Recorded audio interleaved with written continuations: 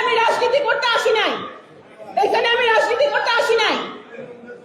আমরা যদি মন পরিষ্কার করে সবাইকে একসাথে নিয়ে কাজ করতে না পারি, তাহলে আপনারা বলে দেন যে আমার মাটি, আমার জেলা, আমার জন্মস্থান ফরিদপুরে আমি আসবো না, তাহলে আমি আসবো না। আর যদি আমি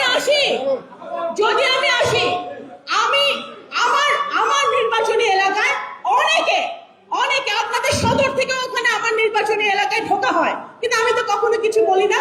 আমি সকলের ঊর্ধ্বে উঠে, সবকিছু ঊর্ধ্বে উঠে আমি মানুষের জন্য কাজ করতে চাই, যেটা আমি আমার পিতার কাছ থেকে শিখেছি। আজকে যেটা শিক্ষা নিয়ে কথা হচ্ছে, এইটাই বক্তব্য আমি দিচ্ছি, কারণ আমাকে তো একটা এনভায়রনমেন্ট তৈরি করা হয়েছে ইচ্ছা করে। এই রাজনীতি গত 20-22 বছর ধরে দেখে আসছি, এই 40 বছরের এই নোংরা রাজনীতি বন্ধ করতে হবে। আমি জানি না, আমি প্রধান অতিথি হিসেবে ওখানে উপস্থিত হয়েছি, আমাকে যেই টাইম দেওয়া হচ্ছে সেই টাইমে আমি উপস্থিত হয়েছি। এখানে কারা আসবে না আসবে আমি সেটা সেই দায়িত্ব আমার না। পলিটিক্স করতে আমরা আসি নাই, আমরা জনগণের প্রতিনিধি।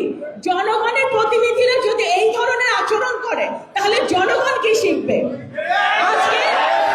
আজকে আমরা কিন্তু আমার সকাল 10টার সময় শুরু হবে না সকাল 10:15 শুরু হবে, সেটা কিন্তু আমার হাতে ছিল না। এখানে আমি সরকারের একজন প্রতিনিধি হিসেবে আমি এখানে এসেছি।